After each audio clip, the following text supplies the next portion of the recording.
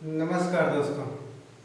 आज हम श्वसन तंत्र, श्वसन प्रणाली से संबंधित समस्याओं के बारे में बात करेंगे। हमारा जो श्वसन तंत्र है ये हमारे शरीर को पूरा ऑक्सीजन देता है और ये जो हमारा श्वसन प्रणाली है हमारे शरीर का मुख्य भाग है और हमारे पूरे शरीर को ऑक्सीजन जो है ये श्वसन प्रणाली के माध्यम से, श्वसन तंत्र के माध्यम से पहुंचाता है। हम लोग जो सीधे श्वास लेते हैं, नाक से जो श्वास लेते हैं वह श्वास जो है श्वास नली के माध्यम से हमारे फेफड़े में जाता है और फेफड़े में जाके शरीर के सभी अंगों को ऑक्सीजन जो है पहुंचाता है।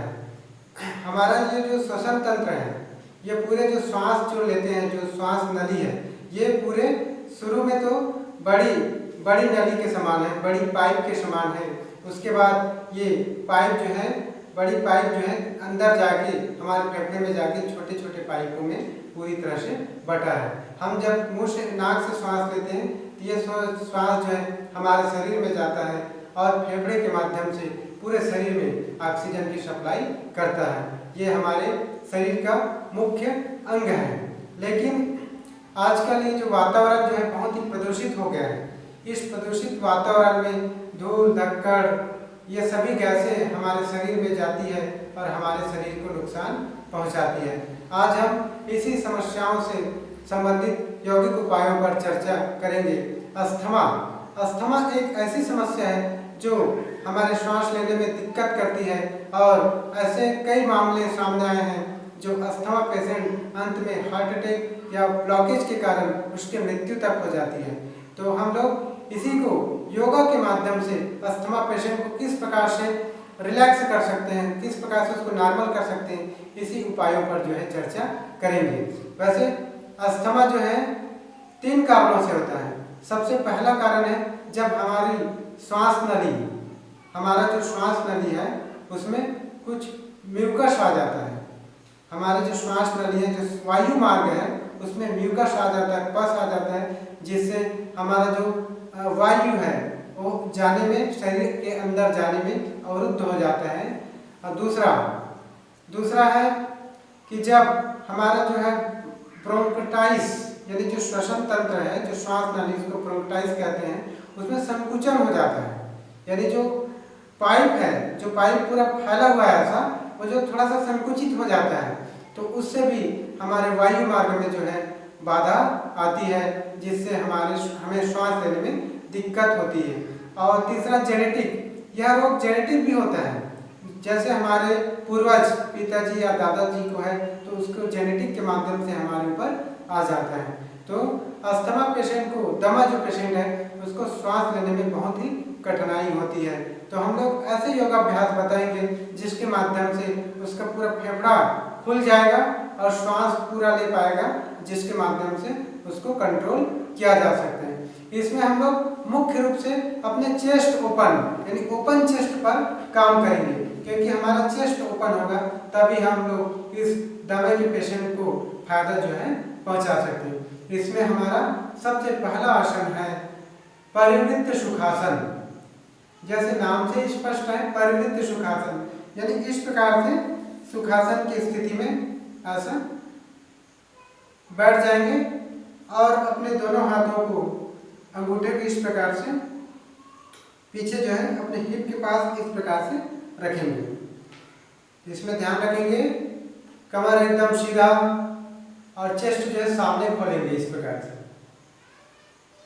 उसके बाद ऊपर की तरफ सीलिंग की साइड ऊपर इस प्रकार से देखेंगे, छाती जो है सामने, और डीप ब्रीथिंग करेंगे, आंख बंद कर देंगे, हर क्रिया को अपने अंदर महसूस करेंगे। डीप ब्रीथिंग करेंगे, लंबा गहरा सांस भरेंगे, लंबा गहरा सांस छोड़ेंगे, फिर सांस भरेंगे, छोड़ेंगे, फिर सांस भरेंगे, छोड़ेंगे।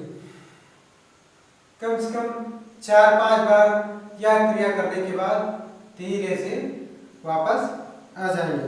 हमारा पूरा फोकस जो है फेफड़े पर होना चाहिए। ये जो है हमारे चेस्ट को खोल के वायु मार्ग में जो भी अवरुद्ध है उसको पूरी तरह से क्लीन कर देता है और हमारे पूरा ऑक्सीजन जो है हमारे शरीर में पहुंचता है। इसी में हमारा दूसरा अभ्यास है सर्पासन। सर्पासन के लिए इस प्रकार से धीरे से पेट के बल जो है लेट जाएंगे, इस प्रकार से आराम से, इस प्रकार से, और अपने दोनों हाथ को कमर के ऊपर से इस प्रकार से इंटरलॉक कर लेंगे। अंगूठा सीधा पैर का और श्वास भरते हुए ऊपर जाके रुकेंगे इस प्रकार से। थोड़ी देर रुकने के बाद धीरे से वापस आएंगे श्वास छोड़ते हुए। एक बार और करेंगे इसी क्रिया को। श्वास लेते हुए ऊपर उठेंगे, जितना उठा सकते हैं छाती को। थोड़ी देर रुकने के बाद धीरे से वापस आएंगे। ये भी अभ्यास जो है चेस्ट के लिए और फेफड़े के लिए बहुत ही फायदेमंद है। धीरे से वापस आएंगे। अब हमारा अगला अभ्यास है पीठ के बल लेटने वाले आसन, सेतुबंध आसन। इसके लिए इस प्रकार से पीठ के बल धीरे से लेट जाएंगे, इस प्रकार से, और अपने दोनों पैरों को फोल्ड करेंगे। दोनों पैरों के बीच में थोड़ी दूरी रखेंगे और अपने पैर के घुटने को हाथ से पकड़ेंगे और चेस्ट को ऊपर उठाएंगे। इतना ऊपर उठाएंगे कि जो है अपना ठोड़ी जो है कंठ पे लग जाए, इस प्रकार से श्वास लेते हुए पूरा ऊपर उठाएंगे।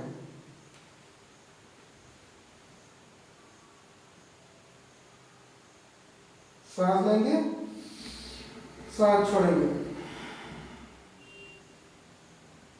जितना ऊपर उठा सकते हैं। इसमें दूसरा प्रकार भी है, ये जो दोनों हाथ जो पकड़े थे पैर उसको इंटरलॉक करेंगे, इसमें और ज्यादा फायदा मिलेगा हमको, और पूरा चेस्ट ऊपर उठाएंगे। श्वास लेंगे, श्वास छोड़ेंगे, धीरे से वापस आएंगे। ये जो है हमारे चेस्ट को पूरी तरह से खोल देता है और हमारे श्वसन तंत्र को जो है पूरी तरह से वायु मार्ग को खोल देता है। धीरे से वापस आएंगे और हमारे जो थायराइड ग्रंथि है उसको भी ये एक्टिव करता है, जो हमारे श्वास के लिए बहुत ही फायदेमंद है। ये तो था 3 प्राणायाम, 3 आसन जो हमारे श्वास संबंधी अस्थमा के लिए बहुत ही फायदेमंद है। अब अगला हमारा 4 प्रकार का प्राणायाम है, क्योंकि अस्थमा जो है श्वास से संबंधित बीमारी है, इसलिए हमारा पूरा फोकस जो है श्वास पे होना चाहिए। तो पहला प्राणायाम है भस्त्रिका प्राणायाम। इसके लिए सर्वप्रथम हम लोग सुखासन या सिद्धासन में इस प्रकार से बैठ जाएंगे और हम लोग इसको भंवर मुद्रा में करेंगे। भंवर मुद्रा जो है अस्थमा के लिए बहुत ही फायदेमंद है। भंवर मुद्रा किस प्रकार से लगाएंगे? अपनी फर्स्ट उंगली को, इंडेक्स में पहली उंगली को इस प्रकार से रोल करेंगे और अंगूठे जहां समाप्त होते हैं वहां पास रखेंगे, और सेकेंड उंगली से ऐसे अंगूठे के इस प्रकार से नाखून के पास इस प्रकार से रखेंगे और 2 उंगली सीधा। उसी प्रकार से इस उंगली को भी इस प्रकार से भंवर मुद्रा में, ये जो है भंवर मुद्रा है। और इसी ये अस्थमा के लिए, दमा के लिए बहुत ही लाभप्रद है ये जो मुद्रा है। इसी मुद्रा में हम लोग भस्त्रिका प्राणायाम करेंगे। भस्त्रिका प्राणायाम में लंबा गहरा फेफड़े में श्वास भरेंगे और लंबा गहरा श्वास छोड़ेंगे, इस प्रकार से आंख बंद करके।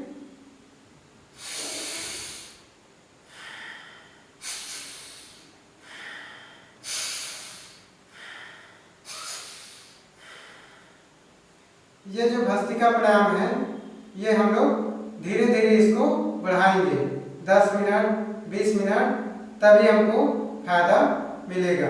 भस्त्रिका प्राणायाम बहुत ही फायदेमंद है फेफड़े के लिए, श्वास संबंधी समस्याओं के लिए। ये हमारे श्वास नली को पूरी तरह से खोल देता है और हमारे पूरे शरीर में ऑक्सीजन की प्राप्ति होती है। इसी में हमारा दूसरा अभ्यास है कपालभाति। कपालभाति हम लोग इसी भंवर मुद्रा में रह के करेंगे। भंवर मुद्रा लगा के इस प्रकार से इसमें श्वास जो है नाक से टुकड़े टुकड़े में छोड़ेंगे। इस प्रकार से आंख बंद करेंगे।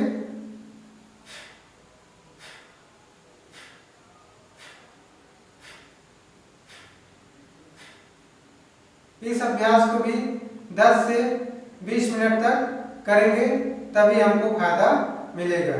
ये बहुत ही फायदेमंद है। इसी में हमारा तीसरा अभ्यास है अनुलोम विलोम का। अनुलोम विलोम के लिए सर्वप्रथम हम लोग वायु मुद्रा बनाएंगे। वायु मुद्रा यानी जो फर्स्ट उंगली उसको रोल करेंगे इस प्रकार से, ये वायु मुद्रा है। और सेकेंड हाथ को जो है भंवर मुद्रा में इसी प्रकार से रखेंगे। ये जो है भंवर मुद्रा, ये वायु मुद्रा। इसमें अनुलोम विलोम प्राणायाम के लिए सर्वप्रथम अपने बाएं नाक को बंद करेंगे अंगूठे से और दाहिने नाक से लंबा गहरा श्वास भरेंगे इस प्रकार से। थोड़ी देर श्वास रोकने के बाद दाहिना नाक बंद करके बाएं नाक से श्वास छोड़ेंगे। फिर बाएं नाक से श्वास भरेंगे। थोड़ी देर रोकने के बाद बाएं नाक बंद करके दाहिने नाक से श्वास छोड़ेंगे। फिर दाहिने नाक से श्वास भरेंगे। थोड़ी देर रोकने के बाद दाहिना नाक बंद करके बाएं नाक से श्वास छोड़ेंगे।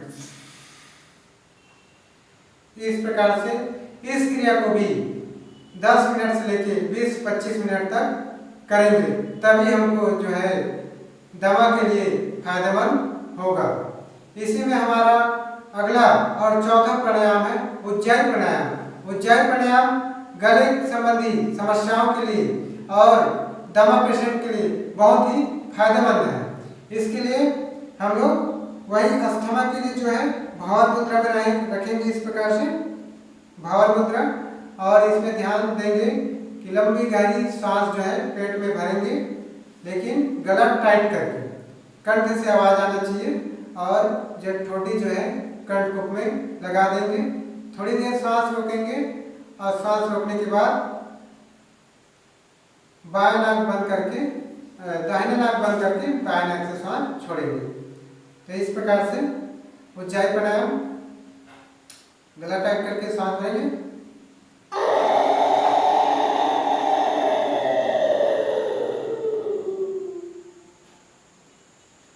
थोड़ी देर श्वास रोकेंगे। श्वास रोकने के बाद दाहिना नाक बंद करके बाएं नाक से सांस छोड़ देंगे। एक बार और करेंगे। लंबी गहरी सांस भरेंगे।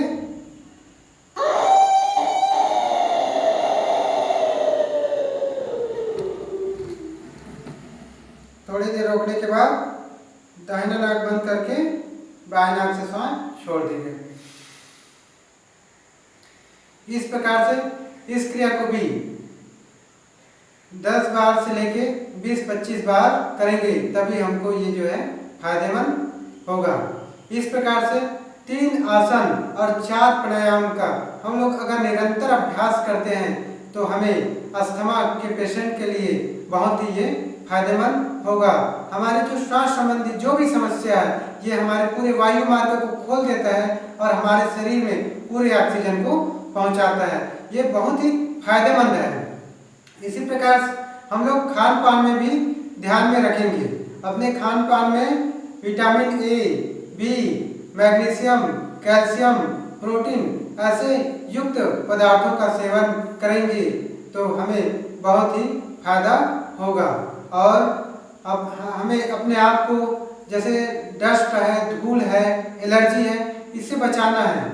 आजकल जैसे अभी कोरोना आया तो मास्क जो है अनिवार्य हो गया था, उस प्रकार दमा पेशेंट को थोड़ा मास्क लगा के रखेंगे, ताकि सावधानी अगर रखेंगे तो हमें बहुत ही ये फायदेमंद होगा।